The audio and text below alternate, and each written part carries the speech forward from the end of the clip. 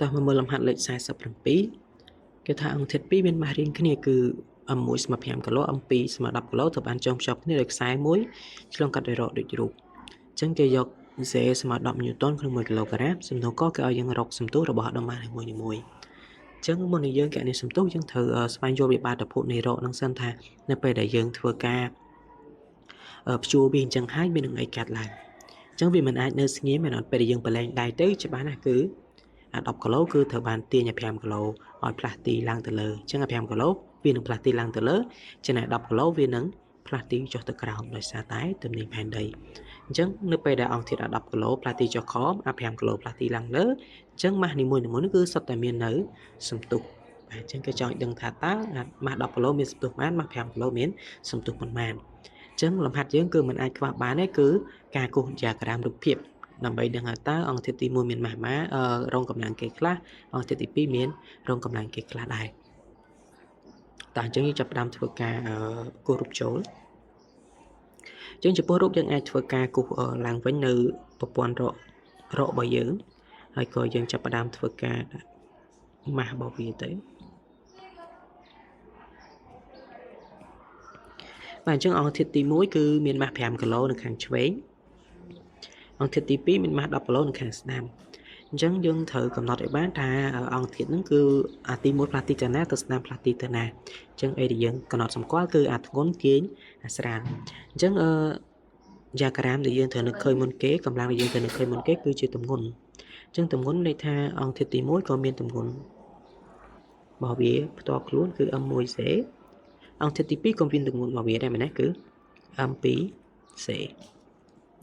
ហើយអង្គធាតុដែលកាលណាគេត្រូវបានចងភ្ជាប់ជាមួយខ្សែអញ្ចឹងវាតែងតែរងនៅតំណែងខ្សែឯងព្រោះថាតំណែងខ្សែហ្នឹងជាអ្នកដែលធ្វើឲ្យខ្សែហ្នឹងចងជាប់ជាមួយអង្គធាតុអញ្ចឹងតេយើងគឺគូតាមវានៃតេធម្មតាព្រោះថា1និង2វាស្មើគ្នាទេអញ្ចឹងគូតាមនៃតេធម្មតាណាអត់ដាក់1 2ដូច m ទេអញ្ចឹងតេ1និងតេ2គឺខាងឆ្វេងនិងខាងស្ដាំគូតាមដោយតេរួមគ្នាតែម្ដងអញ្ចឹងរករបស់យើងនេះគឺវារងនៅកម្លាំងមជ្ឈហៀងម្នាក់គឺខាងឆ្វេងគឺមាន m1 ដែលមានរងនៅម៉ាស់ m1z ក៏ដូចជាតំណែងខ្សែទេខាងស្ដាំគឺវារងនៅទម្ងន់ m2z ក៏ដូចជាតំណែងខ្សែគឺទេអញ្ចឹងយើងត្រូវគូសទិសដៅចលនារបស់អង្គធាតុនឹងសិនតើប្រព័ន្ធហ្នឹងវាមានផ្លាស់ទីទៅណាអញ្ចឹង m2 ដោយសារវាធ្ងន់ជាងអញ្ចឹងមានថាយើងត្រូវគូសទិសដៅសន្ទុះរបស់ m2 គឺចុះមកខាងខមានថាចលនា m2 ចុះខណាហើយចំណែក m1 វិញគឺចលនាឡើងទៅលើដោយសារតែវាត្រូវបានគេទាញអញ្ចឹង a របស់ m1 គឺឡើងទៅលើចេះអញ្ចឹងការរកសន្ទុះនៃប្រព័ន្ធហ្នឹងគឺយើងត្រូវដឹងថាបើសិនជាអង្គធាតុទី1នេះវាស្ទុះចុះខំសន្ទុះប្រមាណអង្គធាតុទី2ក៏ស្ទុះឡើងលើសន្ទុះប៉ុណ្ណឹងដែរអញ្ចឹងគូតាមវាដោយ a រួមគ្នាតែម្ដងអត់ចាំបាច់បែងចែក a1 a2 ទេអញ្ចឹងសរុបទៅទីកហ្នឹងគឺគេសួររកសន្ទុះម៉ាស់នីមួយៗគឺរក a រួមគ្នានឹងឯងគឺម៉ាស់វាស្មើគ្នាទេសន្ទុះវាស្មើគ្នាទេតោះឥឡូវចាប់ផ្ដើមធ្វើការសិក្សាទៅលើអង្គធាតុនីមួយៗសិនអញ្ចឹងអង្គធាតុនីមួយៗវារងនឹងកម្លាំងរៀងខ្លួនណាអញ្ចឹងលោកគ្រូចាប់ផ្ដើមសិក្សាទៅលើ m1 មុនចុះអញ្ចឹងគ្រូថាចំពោះ m1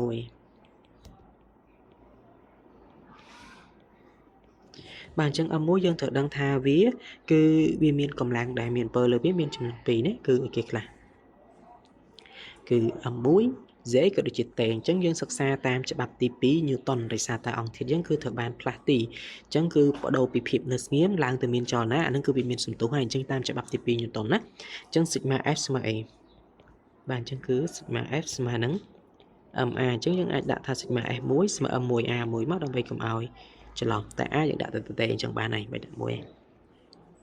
អញ្ចឹងយើងចាប់ផ្ដើមដាក់ចំនួន sigma នឹងដោយកម្លាំងដែលមានពើលើអង្គធាតុទី1គឺមានតែ2មែនទេគឺតេហើយនឹង mz អញ្ចឹងគាត់អាចថាតេបូកនឹង m1z ស្មើនឹង m1a ជាទម្រង់ vector សិនអញ្ចឹងក្នុងការកណនាយើងមិនអាចយក vector មកកណនាបានទេគេចង់រកជាតម្លៃយើងត្រូវលុប vector ចេញអញ្ចឹងដាក់ថាជា model យើងលុប vector ចេញអញ្ចឹងការលុប vector ដូចគូប្រាប់វីដេអូមុនអញ្ចឹងគឺ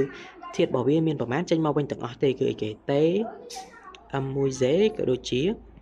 m1a អញ្ចឹង m1a នោះដល់ទៅវិជ្ជមានហើយដោយសារយើងយកតាមសន្ទុះរបស់វា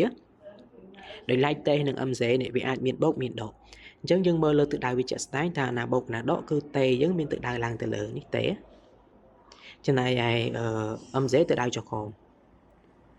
a យើងទិសដៅឡើងលើអញ្ចឹងយើងឃើញថាតេជាមួយ a មានទិសដៅស្របគ្នាអញ្ចឹងផ្ទឹមជាមួយ a ជាគោលណាអញ្ចឹងតេយើងលុប vector បានបូកធម្មតា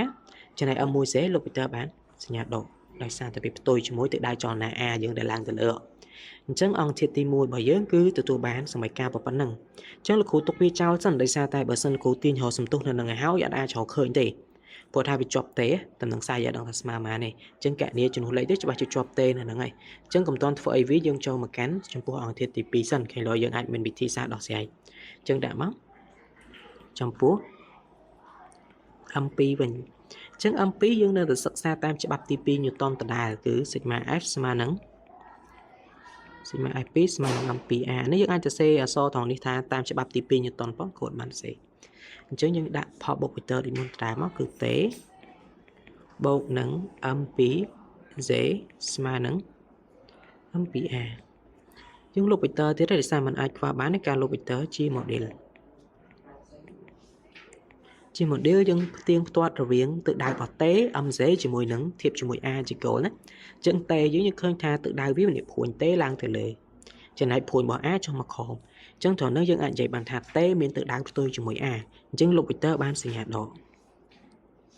ចំណែកឯ M2Z វិញយើងឃើញថាទិសដៅ MZ ក៏ចុះមកក្រោមទិសដៅសំទុះ A ក៏ចុះមកក្រោមដែរអញ្ចឹងត្រង់នេះយើងអាចនិយាយបានថា M2Z មានលុប vector បានសញ្ញាបូកធម្មតាហើយខាងស្ដាំនេះគឺដឹងតែបូកជានិយាយគឺ M2A ហ្នឹងអញ្ចឹងទុកវាជាសមីការ2យើងឃើញថាសមីការយើងមានដល់ទៅ2 A1 ក៏មាន A A2 ក៏មាន A អញ្ចឹងដោយសារអីដោយសារតែ A1 និង A2 ហ្នឹងគឺវាជាប់តេដូចគ្នាអញ្ចឹងហើយយើងអាចទាញរក A ហើយបានទេអញ្ចឹងលោកគ្រូត្រូវយកទាំងពីរហ្នឹងយកមកទូទាត់គ្នាដោះស្រាយតាមប្រព័ន្ធសមីការគ្រូអាចសេថាតាម1និង2គេបានអញ្ចឹងយើងអាចយកសមីការទាំងពីរដាក់ចិត្តគ្នាដើម្បីយើងស្រួលមើលសមីការមួយគឺតេដក M1Z ស្មើ M1A សមីការទី2បូកនឹង M2Z ស្មើនឹង M2A អញ្ចឹងយើងឃើញថាសមីការទាំងពីរនេះគឺយើងកំពុងតែចង់រក A ដូចគ្នាហើយវាកំពុងតែជាប់អនុគមជាមួយនឹងតេដូចគ្នាដែលមួយមានសញ្ញាបូកមួយមានសញ្ញាដកអញ្ចឹងដើម្បីប្រវត្តិតេដែលជាតម្លៃដែលយើងអត់ដឹងនឹងចោលយើងត្រូវតែយកសមីការទាំងពីរគួរតែយកមកធ្វើផលបូកជាមួយគ្នាអញ្ចឹងពេលដែលបូកទៅយើងនឹងអាចប្រវត្តិអញ្ញត្តតេដែលយើងអត់ដឹងនឹងបានហើយអញ្ចឹងសាកបូកមើលការបូកនេះគឺជាការដែលយើងប្រវត្តិអញ្ញត្តដែលយើងអត់ដឹងចោលឬក៏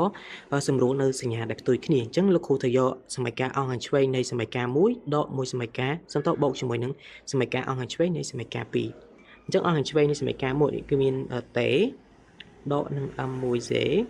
ហើយយើងយកមកបូកជាមួយនឹងអង្គខាងឆ្វេងនៃសមីការទី2ខាងក្រោមនេះគឺដកតេបូកនឹង M2Z នេះគ្រូទៅសេឡើងវិញណាអាសញ្ញាបូកទៅដាក់បូកអាដកទៅដាក់ដកទៅដែរចំណែកអង្គខាងស្ដាំយើងយកវាបូកគ្នាដែរគឺ M1A បូកនឹង M2A អញ្ចឹងយើងចាប់ផ្ដើមបូកទៀតហើយគឺយើងត្រូវសម្រួលអាណាដូចគ្នាអាណាដែរមានសញ្ញាផ្ទុយគ្នាដូចជាតេនេះអញ្ចឹងយើងដោយសារមួយបូកមួយដកយើងអាចសម្រួលវាចោលបានដូច្នេះយើងនៅសល់តែអញ្ញត្តដែលនឹងមានគឺលោកគ្រូសេ M2Z នៅមុខណាវាស្រួលមើល M2Z ដកគ្នាជាមួយនឹង M1Z ស្មើនឹង M1A បូកនឹង M2A នេះគឺជាអីដែលយើងអាចធ្វើការប្រវត្តិអញ្ញត្តតេបានហើយដូច្នេះយើងអាចធ្វើការចាប់ជាកតាដើម្បីទាញរកសំទុះ A របស់យើងតោះអញ្ចឹងZយើងចាប់ជាកតានៅសល់តែ M2 ដកនឹង M1 ចំណែកឯខាងស្ដាំយើងគឺចាប់ A ជាកតាដែរមកគឺនៅសល់តែ M1 បូក M2 កតានឹង A អញ្ចឹងបើយើងទាញរក A យើងអាចត្រឡប់ A នេះមកមុខអញ្ចឹងណា M1A បូកចេះមកស្មើនឹង Z កតានឹង M2 ដក1អញ្ចឹងទាញរក A យើងបានណាដែលជាគោលដៅធំរបស់យើងគឺ A ស្មើនឹងMZ ជាមួយនឹង A ផលបូក M1 M2 គឺជាផលគុណអញ្ចឹងយើងបោះទៅអង្គខាងស្ដាំខ្លះជាផលចែកណាអញ្ចឹងយើងបាន Z កតានឹង M2 ដក M1 ចែកគ្នាជាមួយនឹងផលដកដែលយើងបោះមកមិញគឺសំទោសផលបូកដែលយើងបោះមកគឺ M1 បូក M2 នៅខាងក្រៅអញ្ចឹងដោយសារតែម៉ាស់ទាំងពីរយើងបានមានហើយនៅក្នុងប្រធានគេឲ្យមកមែនដាក់ប្រាប់គេមកដោយយើងM1 យើងឬក៏សេយើងដាក់មុនក៏បានដែរគឺ10ញូតនក្នុង1គីឡូក្រាមចំណែក M1 យើងគឺស្មើនឹង5គីឡូក្រាម M2 ស្មើនឹង10គីឡូក្រាមអញ្ចឹងយើងអាចទាញរកតម្លៃសំទុះ A យើងបានហើយគឺ10កតានឹងខាងលើយើងគឺមែន M2 ដក M1 គឺ10ដក5ចែកគ្នាជាមួយនឹងខាងក្រោមយើង គឺផលបូករវាង10បូក5នោះ1បូកអំ2 5បូក10នឹងឯងអញ្ចឹងយើងបានមែនទៅខាងលើយើងគឺ10គុណនឹង5លើខាងក្រោមគឺ15អញ្ចឹង a យើងទទួលបានតម្លៃគឺ50លើ15អញ្ចឹងអាចចែកវាឲ្យក៏បានធ្វើយើងសម្រួលទុកជាទម្រង់ពភាគក៏បានអត់បញ្ហាទេអញ្ចឹងបើយើងសម្រួលយើងអាចសម្រួលនឹង5ណោះអញ្ចឹង10លើ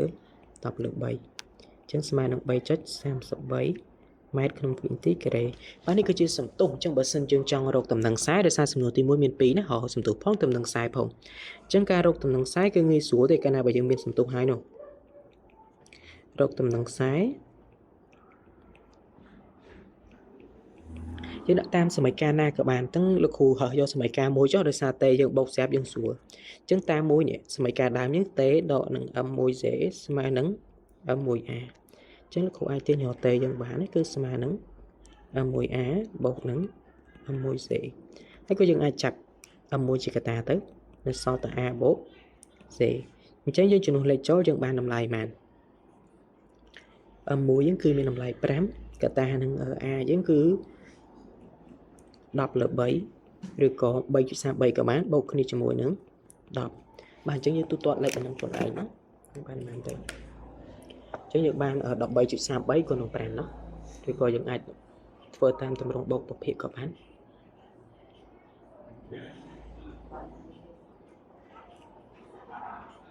អញ្ចឹងឃើញ 66.66 ញូតននេះគឺជាតំណែងខ្សែដែលមានអំពើទៅលើអង្គធាតុទាំងពីរទាំងខាងឆ្វេងនិងខាងស្ដាំមានតំណែងខ្សែដូចគ្នាទេហើយក៏បើសិនយើងនិយាយទៅលើសំណួរខគឺសួររកបំលាស់ទីវិញគឺគេសួររកហាស់ឬក៏រក D នឹងឯងអញ្ចឹងបំលាស់ទីគឺយើងប្រើតាមមេរៀនចាស់ដដែលទេអញ្ចឹងគ្នាយើងជំនួសខ្លួនឯងមកណាដោយសារតែអាហ្នឹងវារៀងងាយដែរទេគឺយើងប្រើតាមមេរៀនចាស់ករណីវាផ្លាស់ទីចេញពីភាពនៅស្ងៀមអញ្ចឹងគឺល្បឿនដើមស្មើ0ហើយអញ្ចឹងយើងអាចទៅសេថាអីx1 និងx2 របស់យើងគឺអាចថាអង្គធាតុទី1 D1 ស្មើ1/2 a t ការ៉េអញ្ចឹងដោយសារសន្ទុះវាស្មើគ្នាអញ្ចឹងទាំង D1 ទាំង D2 គឺវាស្មើតែគ្នាទេមានន័យថាអង្គធាតុទី1ស្ទុះចុះបានចម្ងាយប៉ុន្មានអង្គធាតុទី2ក៏ស្ទុះចុះបានស្ទុះឡើងបានចម្ងាយប៉ុណ្្នឹងដែរបំលាស់ទីប៉ុណ្្នឹងដែរអញ្ចឹង1/2គុណជាមួយ a យើងមានតម្លៃមិញគឺមែន10លើ3ឬក៏ 3.33 ហ្នឹងហើយគុណជាមួយ t ការ៉េគឺ2ការ៉េទៅយើងអាចទទួលបាននៅតម្លៃចម្ងាយហ្នឹងហើយអញ្ចឹងចំនួនលេខខ្លួនឯងបានណាអញ្ចឹងមិនថារកល្បឿនរកបំលាស់ទីទេយើងអាចប្រើតាមបាតុភូតនៃមេរៀន Cinematic មេរៀនចាស់របស់យើងចលនាត្រង់នោះបានហើយចូលចំពោះសំទុះដែរគឺយើងអាចធ្វើការគិតទៅតាមច្បាប់ទី2 Newton យើងដឹងថាសំទុះហ្នឹងគឺ a ស្មើអីសំទុះនៃអង្គធាតុយើងតែងតែដឹងថាបើគិតតាមច្បាប់ទី2 Newton គឺ a ស្មើនឹង sigma f លើ m ហ្នឹងណាអញ្ចឹងអីដែលយើងគិតកំបាញ់នៃប្រព័ន្ធនឹងបញ្ចូលគ្នាទៅមានថា m យើងជា m សរុបគឺ m1 បូក m2 ចំណែកឯកម្លាំងវិញគឺជាផលដកនៃកម្លាំង2សួរថាហេតុអីបានអញ្ចឹងដោយសារអីដោយសារតែ mz នេះគឺវាត្រូវបានទាញចុះក្រោមហើយអា m ចំពោះនេះអា10នេះវាទាញចុះក្រោមហើយអានេះក៏វាត្រូវបានទាញដែរក្នុងទៅដៅផ្ទុយគ្នាអញ្ចឹងយើងគ្រាន់តែចាំថាយកកម្លាំងទម្ងន់របស់អង្គធាតុទី1អាធ្ងន់ដល់ស្រាលទៅយើងអាចរកឃើញនៅកម្លាំងភូមិហ្នឹងហើយអញ្ចឹងកម្លាំងគឺតាមពិតជាទម្ងន់ហ្នឹងអញ្ចឹងយើងអាចនិយាយបានថាទម្ងន់របស់ m អាធ្ងន់គឺអីគេ m2z ដកគ្នាជាមួយនឹង m អាស្រាលគឺ m1z ចុះរូបមន្តនេះយើងចាំជានិច្ចទៅថាគ្រាន់តែយើងយកsigma f នេះគឺជាទម្ងន់អាធ្ងន់ដកអាស្រាលចែកគ្នាជាមួយម៉ាស់នៃប្រព័ន្ធសរុបតទៅមួយបន្ទុករបស់យើងគឺ m1 បូក m2 អញ្ចឹងប្រធានហ្នឹងបើសិនជាគេដូរមកជា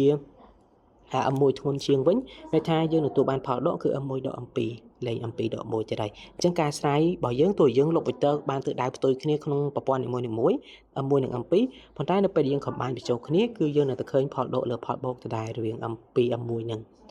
គ្រាន់ថាយើងដូរសញ្ញាមកជាបូកដកតាមលក្ខខណ្ឌនៃអាធំដកអាតូចអញ្ចឹងយើងស្រាយមករូបមន្តវាគឺយុទ្ធវិធីសាស្ត្រនៃការធ្វើដូចតែគ្នាទោះជា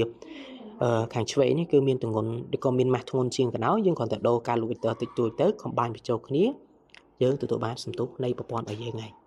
អញ្ចឹងមានចង្អុលអាចតម្លែងក្នុង comment ឬក៏សួរគ្រូតាម Telegram បន្ថែមបាន